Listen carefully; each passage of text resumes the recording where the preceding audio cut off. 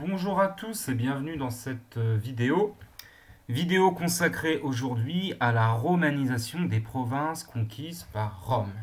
Alors souvenez-vous que l'Empire va se former suite à la conquête de différentes régions qui entourent la péninsule italique et puis à la fin de tout le bassin méditerranéen et de la Grande-Bretagne actuelle. D'accord. Alors cet empire, rappelez-vous, il était divisé en provinces, d'accord. C'est-à-dire l'équivalent de régions. C'était pour le gouverner. Il y avait un gouverneur à la tête de chaque province et ça permettait de mieux le contrôler. Eh bien, une grande partie de cette province vont être romanisées, c'est-à-dire que Rome ne va pas simplement en exploiter les richesses ou les hommes, mais va y importer son mode de vie. Alors voici provinces que vous reconnaissez, puisque ce sont non pas une province, mais ce sont les Gaules. Et je dis bien les Gaules et pas la Gaule, puisque la Gaule à l'époque est divisée en plusieurs provinces. Vous avez ici la province d'Aquitaine, d'accord. Vous avez ici la Lyonnaise. Remarquez que l'Armorique fait partie de la Lyonnaise, ce qui est rigolo, hein. Alors le nom, vous avez au-dessus là le nom romain, hein. Lyon, en noir le nom actuel et puis en marron le nom latin. Donc Lugdunum c'était Lyon, d'accord. Bourdigala c'était Bordeaux, Tolosa Toulouse, Nimes, Nîmes, Massilia, Marseille. Marseille, Massilia, qui était une cité grecque, hein, mais qui avait été conquise par les Romains. Donc vous avez l'Aquitaine, la Lyonnaise, la Belgique, d'où le nom de Belgique actuelle. Et là, vous avez des provinces frontières, vous avez la Germanie supérieure, qui fait plus ou moins partie des Gaules, mais pas exactement. Puisque vous avez quand même pas mal de Germains, donc de populations non gauloises, qui vivent là. Les trois Gaules sont la Belgique, la Lyonnaise, l'Aquitaine.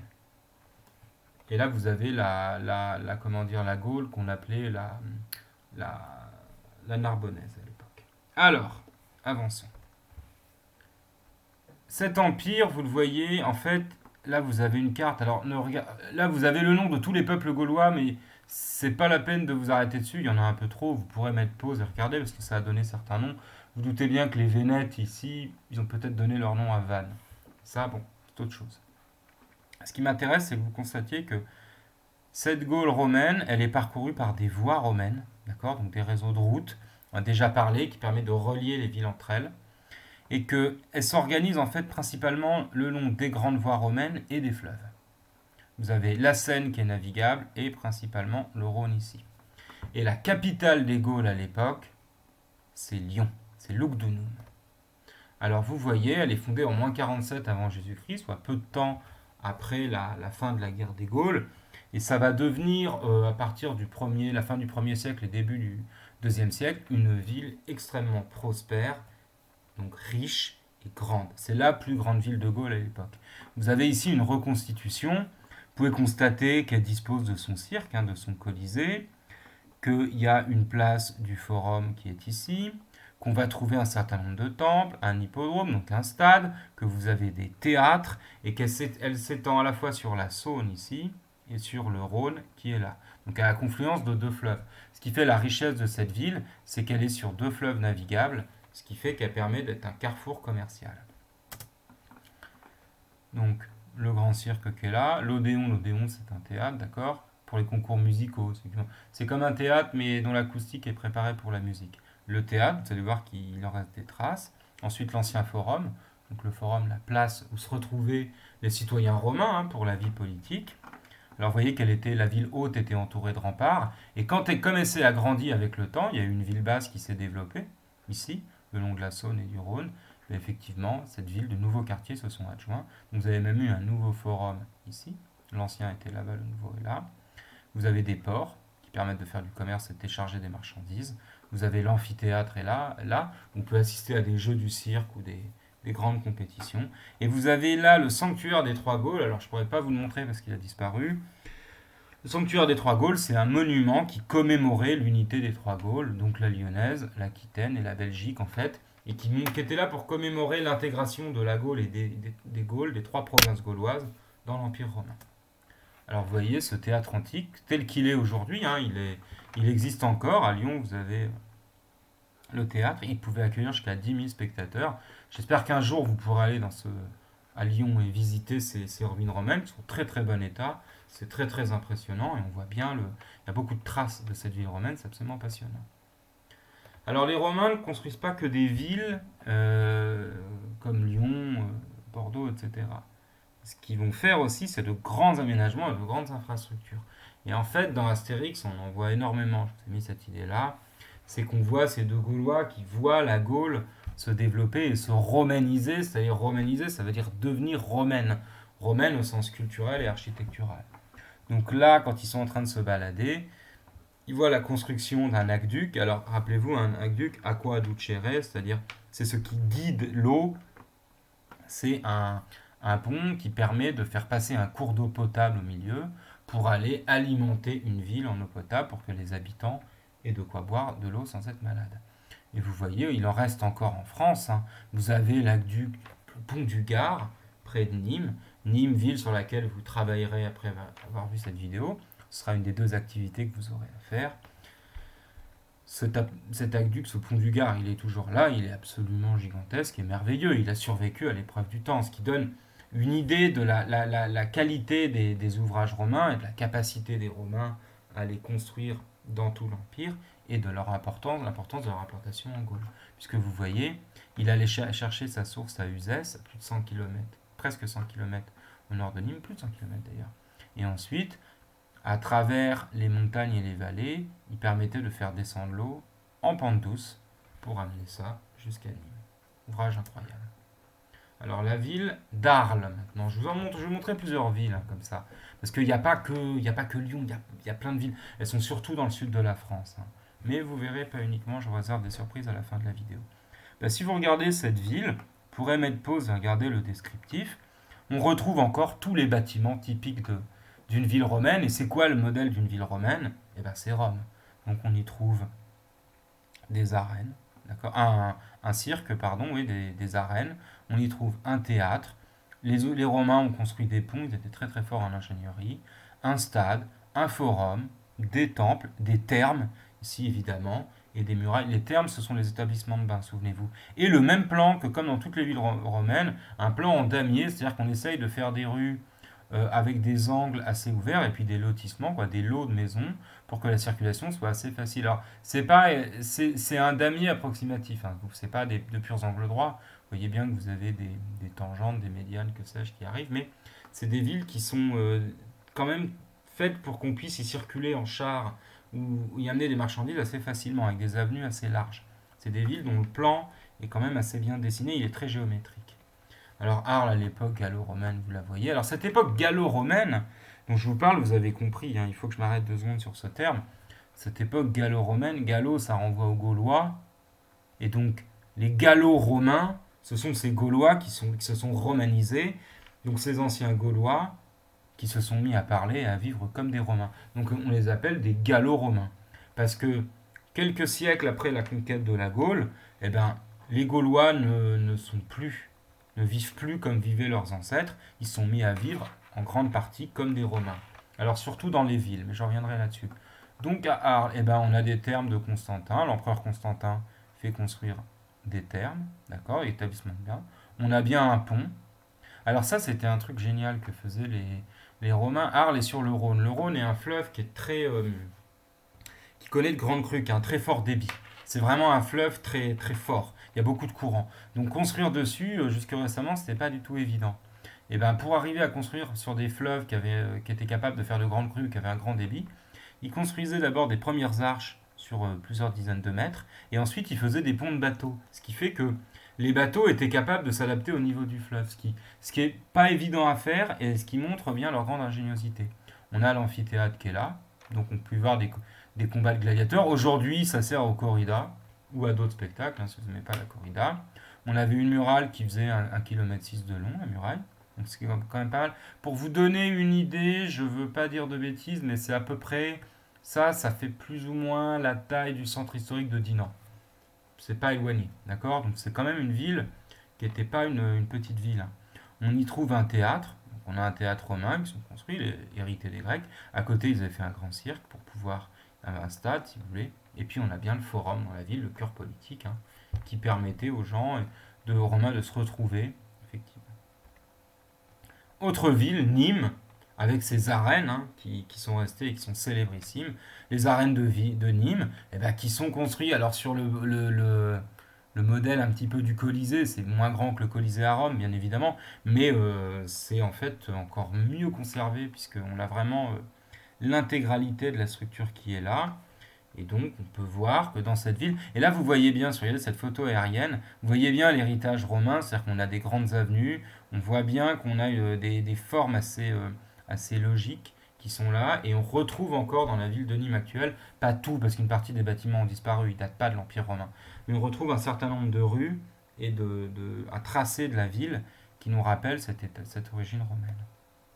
Dans une autre ville qui s'appelle Orange. Alors Orange, Nunta, ce sont des villes le long du Rhône. Hein, il faut quand même. Je vais vous ramener à la première carte que vous voyez parce qu'il faut bien que vous les ayez en tête toutes ces villes romaines. Alors celle que je vous montre là, vous verrez qu'il y en a d'autres. Mais là, vous voyez, Lyon est ici, Arles c'est là, Orange c'est là, Nîmes c'est ici. Donc vous voyez, on est le long de la vallée du Rhône. La vallée du Rhône qui débouche sur la Méditerranée, c'est le principal couloir commercial à l'époque.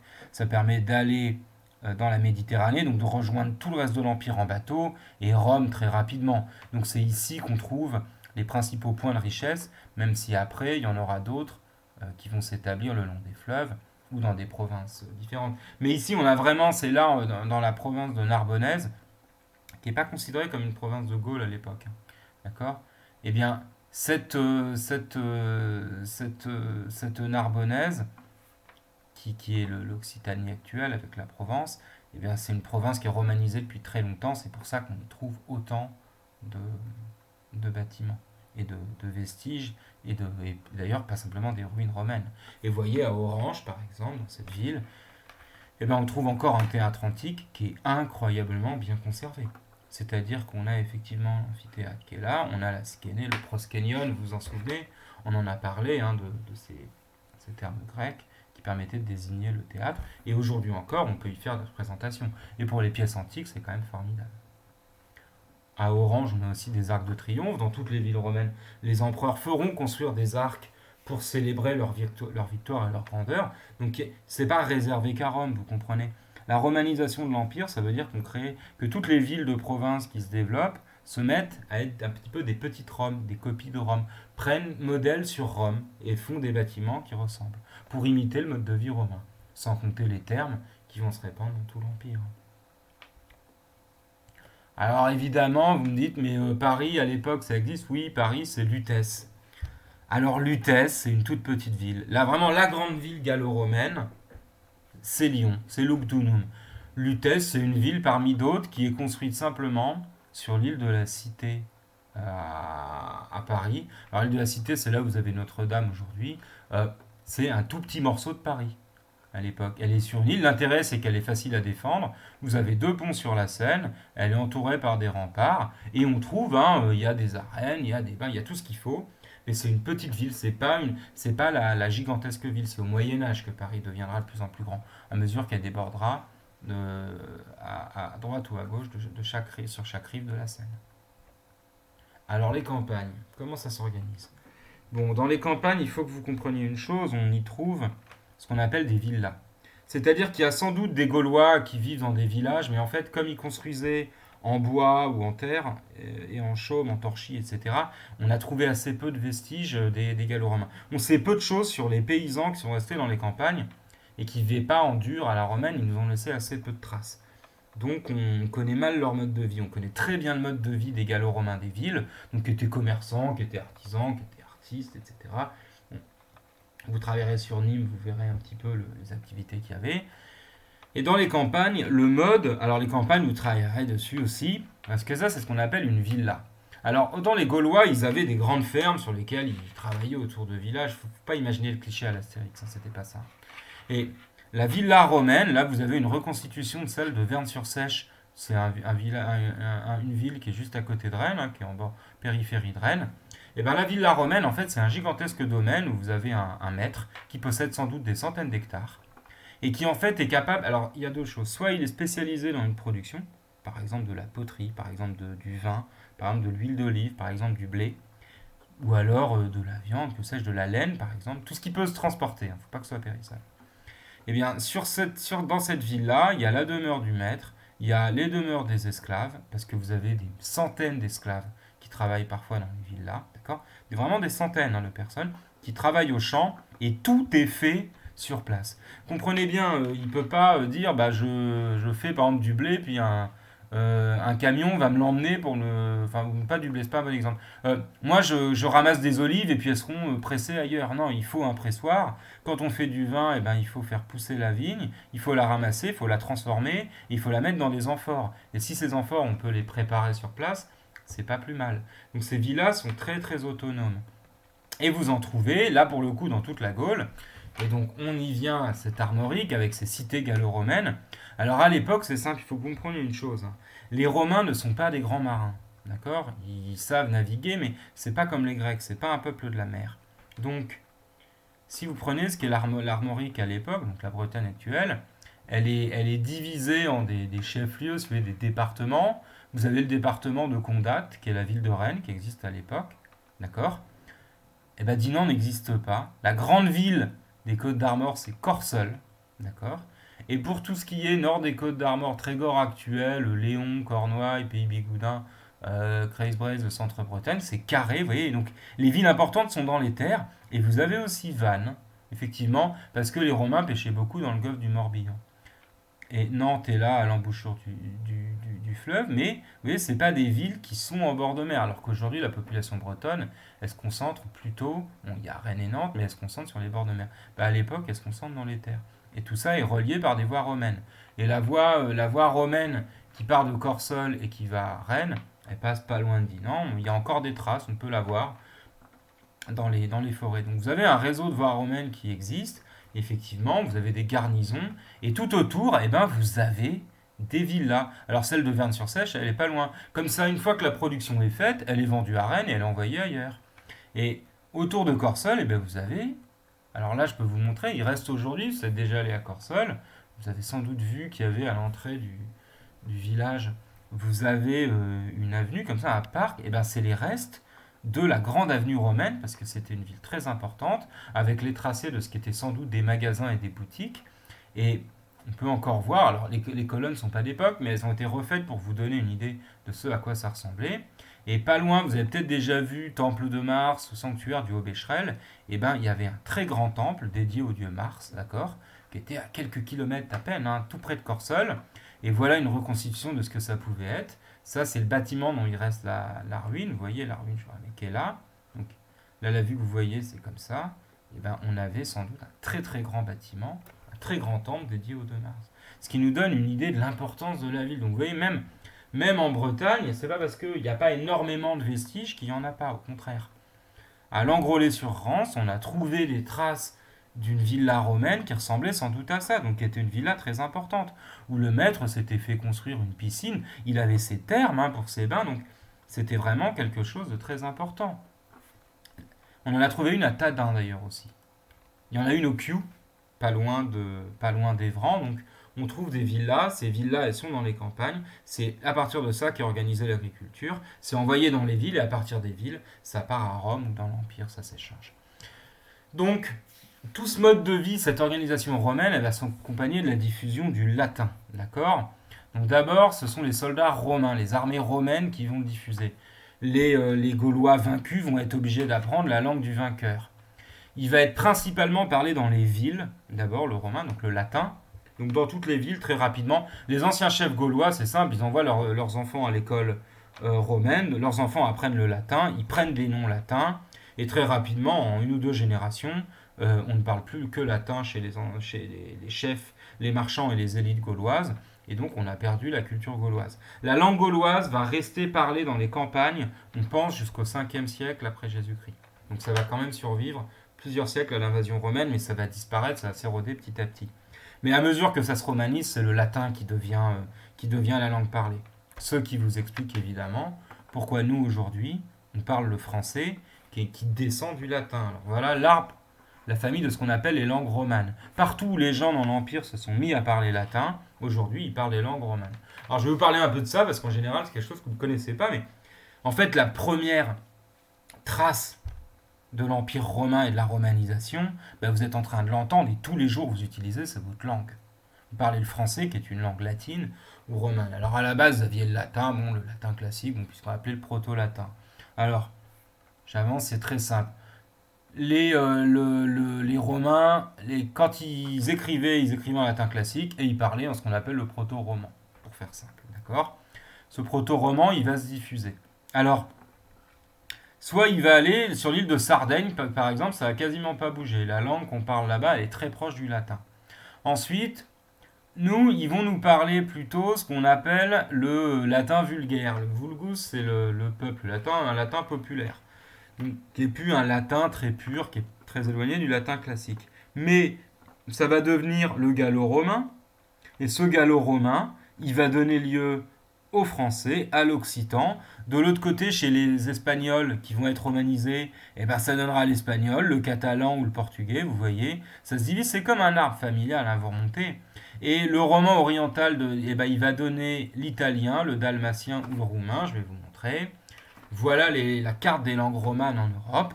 Ben, c'est simple, vous voyez toutes ces zones-là, c'est des zones qui ont été longtemps sous domination romaine, où les gens ont été romanisés et ils sont mis à parler le latin et avec le temps, eh ben leur langue, ça a cessé d'être du latin parce que les langues évoluent et donc elles ont commencé à se séparer les unes des autres. Alors elles sont mélangées d'apports différents. Je rentre pas là-dedans. Ça de la linguistique, c'est un peu trop compliqué.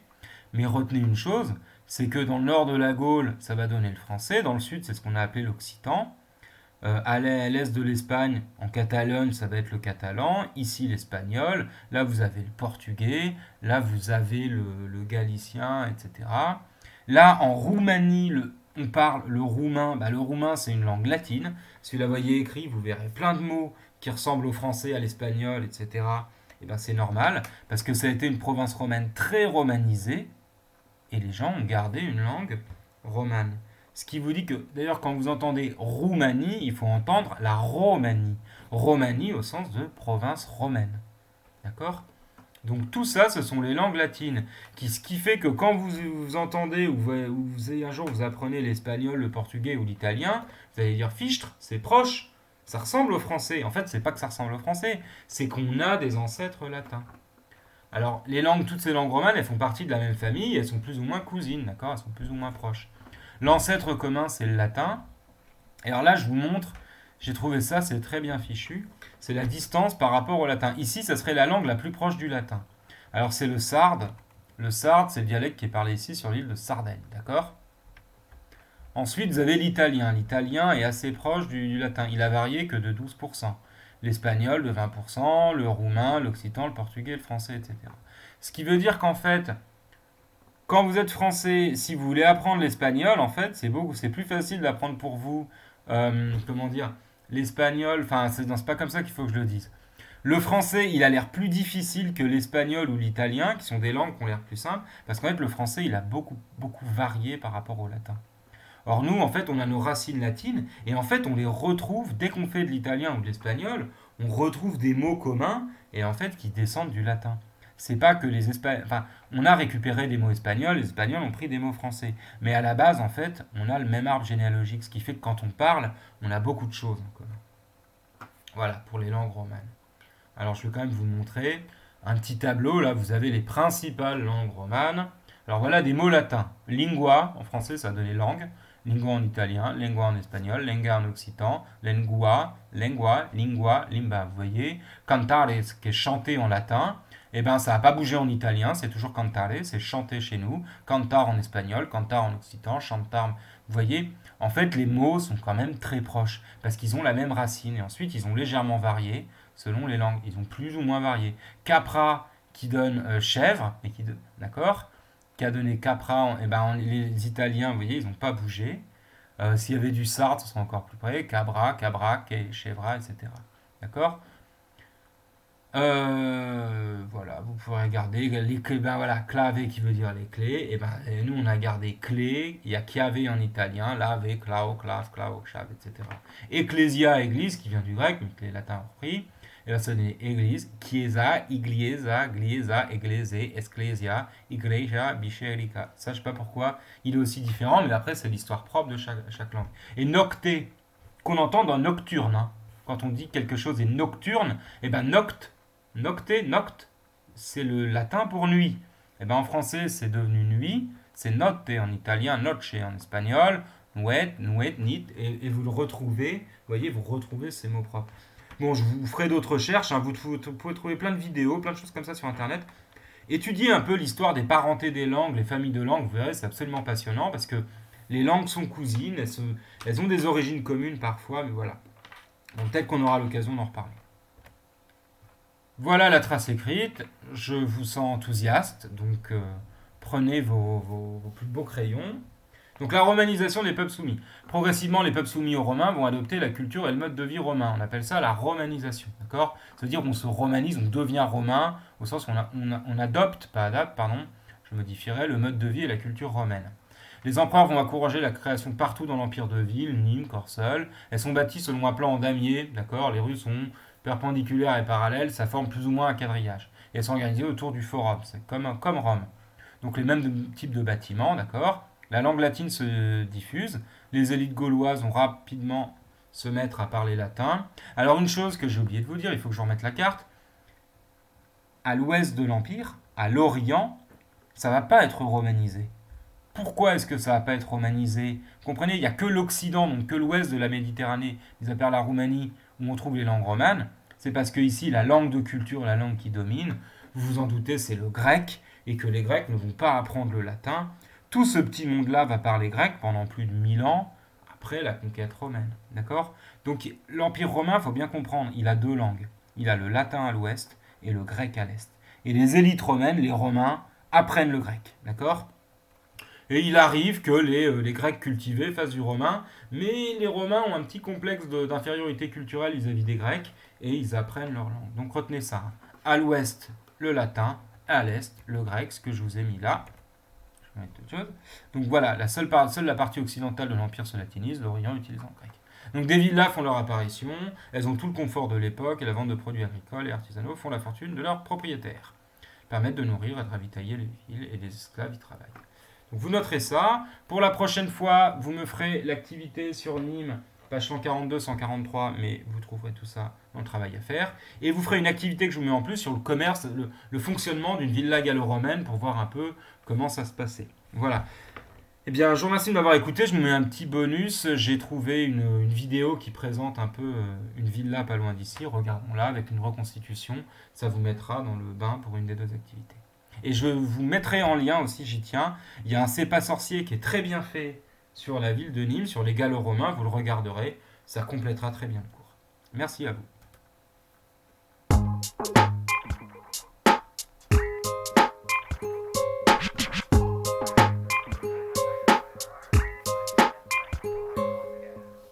Il s'agit ici d'une expérimentation sur un site qui a été fouillé à Bay, la petite commune de Bay, au deuxième semestre 2009. C'est la fouille d'un grand domaine rural antique qui était installé à l'emplacement où on a construit un lotissement aujourd'hui.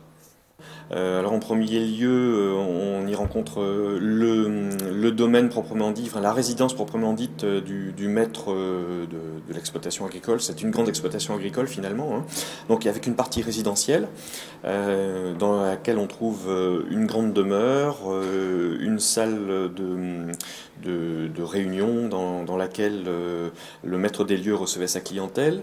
Il y a également un petit sanctuaire privé et puis il y a juste à côté la maison du gérant du domaine. Et donc à l'extérieur, on a des granges et on a également, ça c'est un petit peu plus rare, on a un petit sanctuaire.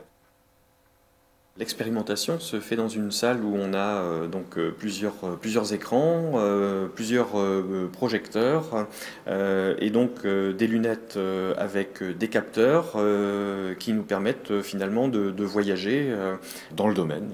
De mieux nous rendre compte de la physionomie des installations et également, surtout, de valider à la fois les hypothèses de restitution qui ont été proposées à l'issue de la fouille et aussi ça nous permet enfin, ça nous montre que dans l'interprétation des vestiges, on ne s'est pas trompé.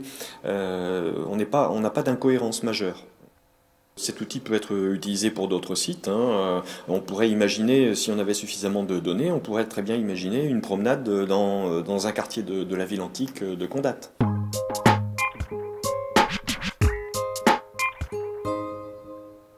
Voilà, peut-être que le futur des cours d'histoire se fera avec de la réalité virtuelle, et ce serait quand même pas mal.